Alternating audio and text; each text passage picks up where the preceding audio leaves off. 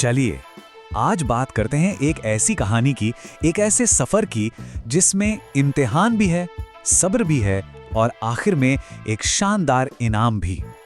ये कहानी है स्मॉल कैप इन्वेस्टिंग की दुनिया की और उस दौर की जिसने बड़े बड़े निवेशकों के हौसले को परखा था। लेकिन आगे बढ़ने से पहले एक सवाल है, जरा ईमानदारी से सोचिएगा, क्या हो अगर आपका कोई इन्वेस्टमेंट 70% गिर जाए? क्या आप उसे बेच देंगे या फिर भी टिके रहेंगे? यही सवाल हमारी आज की पूरी कहानी का सार है। तो हमारी कहानी शुरू होती है साल 2005 से। Kotak small cap fund launch हुआ था और वो दौर ही कुछ और था। शेयर बाजार मानो रॉकेट बना हुआ था। हर तरफ बस तेजी ही तेजी थी और हर कोई बड़े मुनाफे की उम्मीद लगाए बैठा था। माहौल में एक अलग ही जोश था।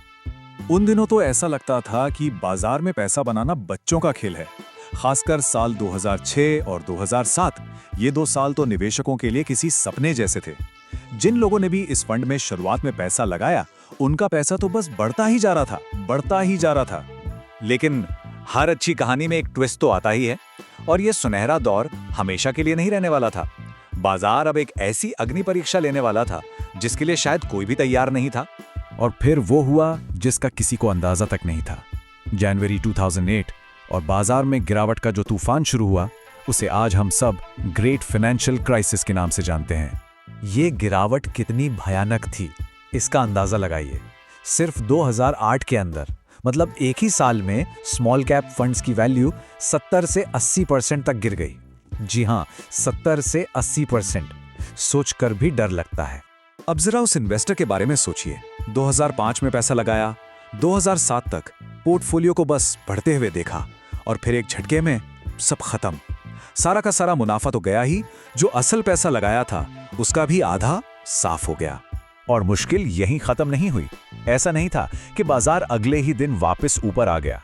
नहीं, बाजार को अपने पुराने लेवल पर वापस पहुंचने का रास्ता बहुत बहुत लंबा और मुश्किलों से भरा था। असल परीक्षा तो अब शुरू हुई थी। ये वापसी कितनी मुश्किल थी, जरा इस टाइमलाइन को देखिए। 2009 में रिकवरी शुरू तो हुई, पर 2011 में बाजार ने ऊपर जाने की कोशिश की, नाकाम रहा। फिर 2013 में कोशिश की, फिर से नाकाम रहा। पूरे 6 से 7 साल लग गए सिर्फ वापस उस लेवल पर आने में जहां से गिरावट शुरू हुई थी। आखिरकार 2014 में जाकर वो पुराना हाई टूट पाया। लेकिन जिन लोगों ने हिम्मत नहीं हारी, जो इस पूरे तूफान में भी डटे रहे, उन्हें जो मिला वो सच में कमाल था। और यहीं पर असली जादू दिखता है, कंपाउंडिंग का जादू। चलिए इसको एक उदाहरण से समझते हैं। मान लेते हैं कि किसी ने 2005 में जब ये फंड शुरू हुआ था तब 1 लाख रुपए एक साथ लगा दिए होते, तो उसके साथ क्या हुआ होगा?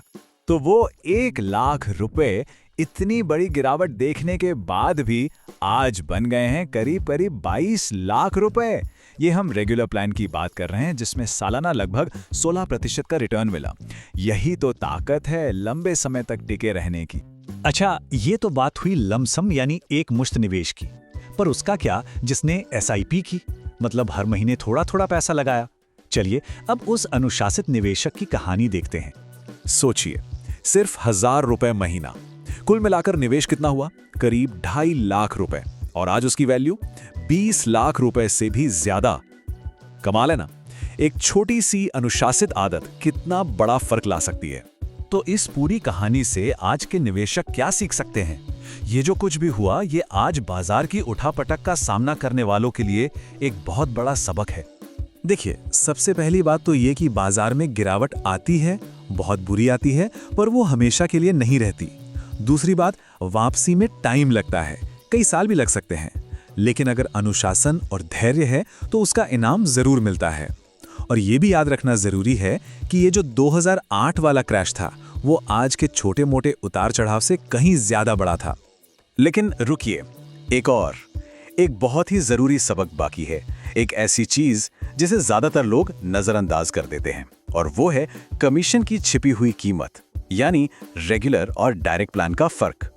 हमने देखा कि रेगुलर प्लान में 1 लाख के 22 लाख बने, ठीक है, लेकिन अगर वही पैसा डायरेक्ट प्लान में लगा होता जहां कोई कमीशन नहीं जाता, तो पता है वो कितने बनते? 27 लाख रुपए। सीधे सीधे 5 लाख रुपए का फर्क, सिर्फ उस 1% कमीशन की वजह से। इसीलिए डायरेक्ट प्लान चुनना इतना जरूरी है। तो देखिए, इतिहास हमें बार बार एक ही चीज सिखाता है, बाजार में गिरावट तो आती जाती रहती है, वो टेम्पररी है, लेकिन जो प्रॉफिट धैर्य से बनता है वो परमानेंट हो सकता है। तो सवाल बस इतना है कि अगली बार जब ऐसा होगा तो क्या हम इन सबको को याद रखकर तैयार रहेंगे।